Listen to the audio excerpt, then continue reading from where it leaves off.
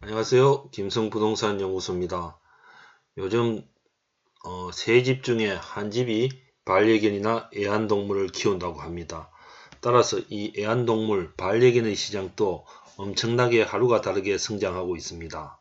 오늘은 임대차 분쟁 사례 중 애완동물을 키운다고 계약 해지가 가능할까요? 라는 주제로 말씀드리도록 하겠습니다. 이 내용은 애완동물을 키우는 임차인이 반드시 시청해야 될 내용으로 생각되어집니다.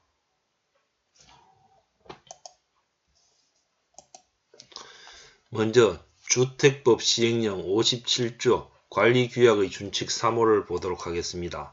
가축을 사육하거나 방송시설 등을 사용함으로써 공동주거생활에 피해를 미치는 행위는 관리주체의 동의를 얻어야 된다. 가축, 즉 반려견을 키우거나 방송시설 등을 사용함으로써, 방송시설은 해당되어지지 않겠죠. 가축을 키우거나 반려견 등을 키워서 공동주거생활에 피해를 미치는 행위는 관리주체, 즉 아파트 주민들 아니면 아파트 관리주체의 동의를 얻어야 된다는 것이 주택법 시행령입니다. 그러나 이 주택법 시행령은 법 해석상의 오해의 소지를 많이 가지고 있습니다. 가축을 사육하는 행위 자체가 피해를 미치는 행위 자체로 오해되는 사례가 발생되어집니다. 실제로 반려견을 키우는 행위 자체가 바로 공동 주거 생활에 피해를 미치는 행위로 이렇게 인식되어진다는 겁니다. 이러한 법 해석상의 오해 때문에 건설교통부는 해명 자료를 냈습니다. 즉 여기서 말하는 행위 주체의 동의를 얻어야 된다는 이 동의 기준에 대해서 언급을 하고 있습니다. 애완견 등 가축을 기르는 세대 전체가 대상이 아니라 실질적으로 피해를 미치는 경우를 말합니다. 즉 가축을 기르는 세대 전체가 관리주체, 즉 아파트 주민들 전부 다의 동의를 얻어야 된다는 것이 아니라 실질적인 피해 등을 미치는 세대에 한해서 이 세대가 아파트 아니면은 공동주택의 관리주체 주민들의 동의를 얻어야 된다는 겁니다. 따라서 개를 키운다고, 애완견을 키운다고, 애완고양이를 키운다고 해서 아파트 관리주체의 동의를 얻을 필요가 없고, 실질적인 피해, 밤에 막 짖는다든지 아니면 배설물을 공용 장소에 이렇게 배치를 한다는 경우, 즉 개의 변을 아무데나 이렇게 방치해 놓는다는 경우, 이런 경우는 실제로 어떻습니까? 동의를 얻어야 된다는 겁니다. 따라서 이웃 세대에게 피해를 미치지 않는 애완견 등 가축을 기르는 이 행위 이 자체는 동의를 얻을 필요가 없고 아무런 문제가 되지 않는다는 겁니다. 따라서 애완견을 양육함으로써 이웃에 피해를 미치는 구체적인 사실의 입증이 없는 한 이웃의 동의를 얻을 필요가 없다.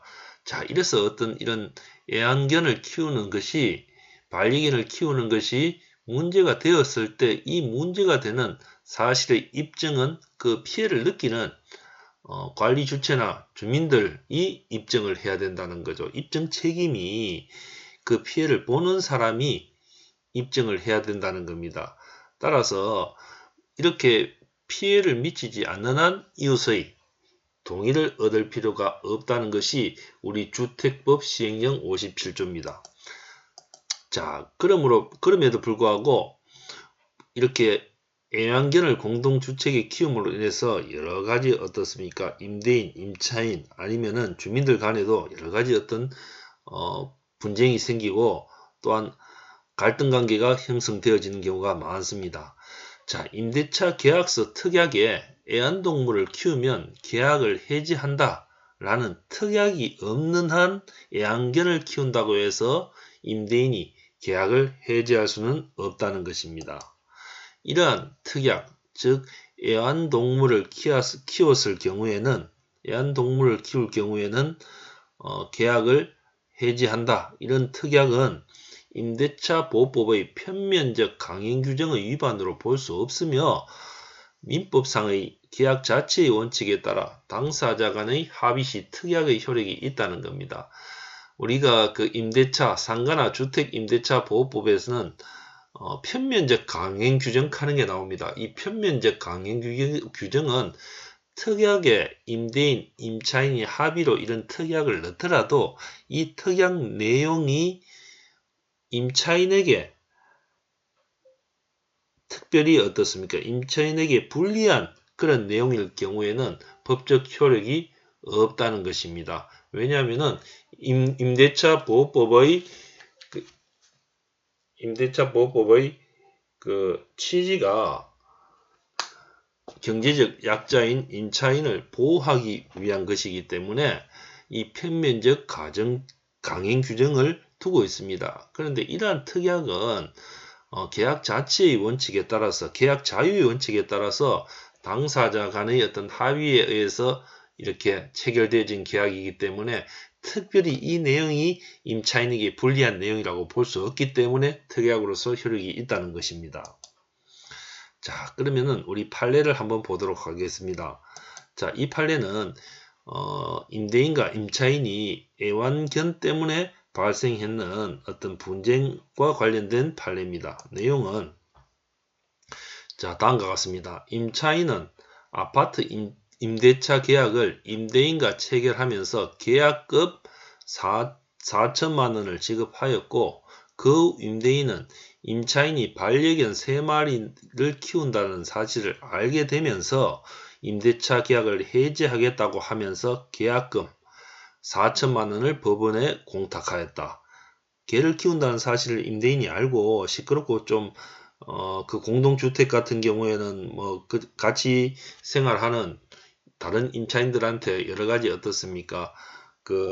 컴플레인을 받든지 그렇게 받았겠죠. 그죠? 그래서 400만 원 계약금 돌려줄 테니까 이 계약 해지하자. 그렇게 하니까 임차인이 못 받겠다고 했겠죠. 그죠? 그러니까 이 계약금 4천만 원을 법원에 공탁했습니다. 그 후 임차인은 공탁금 4천만 원을 수령한 후 받은 후에 이 내용이 임차인의 기책사유, 즉 세입자가 잘못이 아닌데 임차인의 기책사유가 아닌 임대인의 변심으로 임대인이 계약을 하겠다 해가지고 계약을 했는데 지금 개를 키운다는 이유로 계약을 해지하니까 이게 임대인의 변심으로 봤다는 거죠. 그래서 이 4천만 원 계약금 돌려받은 것, 이 계약금이 뭐 보증금이 되겠죠. 그죠? 이걸 돌려받은 것 말고 위약금을 4천만 원을 지급하라고 소송을 제기했다는 겁니다. 위약금 4천만 원을 별도로 지급하라고 요청을 했다는 겁니다. 자, 임차인은 임대인 측의 통지는 해약금에 기한 해제의 의사표시로 봐야 하므로 그 효력이 발생하기 위해서는 임대차 계약서 제6조에 따라 계약금 4천만 원의 2배인 8천만 원을 줘야 하는데 4천만 원만 상환했으니 4천만 원을 더 달라고 주장을 했다는 겁니다. 자, 임차인과 임대인이 계약한 임대차 계약서 7조에는 손해배상에 대한 별도의 약정이 없는 한 계약금을 손해배상의 기준으로 본다는 내용이 있는데 이를 근거로 임대인이 책임져야 할 배액을 요구한 것이다. 자, 우리가 보통 임대차 계약서를 보면은 손해배상에 대해서 별도의 약정이 없는 한 계약금을 손해배상액의 기준으로 본다. 보통 이렇게 어떻습니까? 약정이 부동문자로 되어져 있는 경우가 많습니다. 자, 이럴 경우에는 우리가 이 계약금이 실제로 해약금으로서 이렇게 우리가 계약금을 해약금으로서 할 때도 임대인이 계약을 해지할 때는 2배를 돌려줘야 되겠죠. 그죠? 자, 이런 내용은 우리 본인의 유튜브 자료에 가계약금의 실무적 이해에 대해서 이 내용이 언급되어져 있습니다.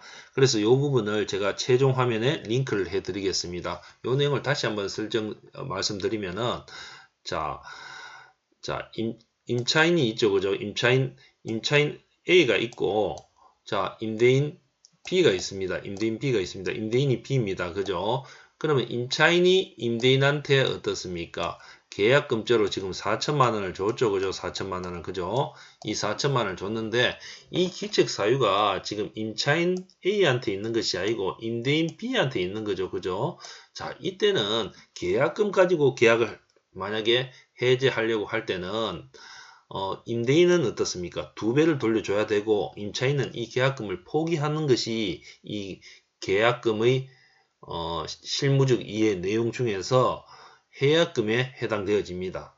또한 위약금에 대해서는 손해배상에 대한 별도의 약정이 없는 한 계약금을 손해배상의 기준으로 본다 이렇게 되어져 있기 때문에 이 4천만 원이 또한 이 계약이 해제될 때 위약금적인 성격으로 본다는 거죠. 그죠? 그러니까 당연히 어떻습니까? 임차인이 임차인이 아니고 임대인이 변심에 의해서 지금 어떻습니까? 이 계약을 해제하기 때문에 이 계약금은 그 4천만 원 곱하기 2배 해서 8천만 원을 돌려줘야 된다. 그러니까 4천만 원 더 받겠다. 이렇게 소송을 냈다는 거죠. 임차인이. 그죠? 자, 임대인이 처음 몇 명이 사느냐고 질문했을 때 임차인은 2명이 산다고 말했고, 임차인이 반려견을 키운다는 사실을 임대인에게 고지하지 않았다는 거죠. 요거는 사실행위죠. 그죠? 자, 요런 내용 때문에 자, 임대인은 이 반려견 키우는 것이 피해를 받기 때문에 이 계약을 해제하겠다. 이렇게 지금 그 얘기를 하고 계약 해제를 했는 거죠. 그죠? 계약금 4천만 원 돌려주면서. 그죠?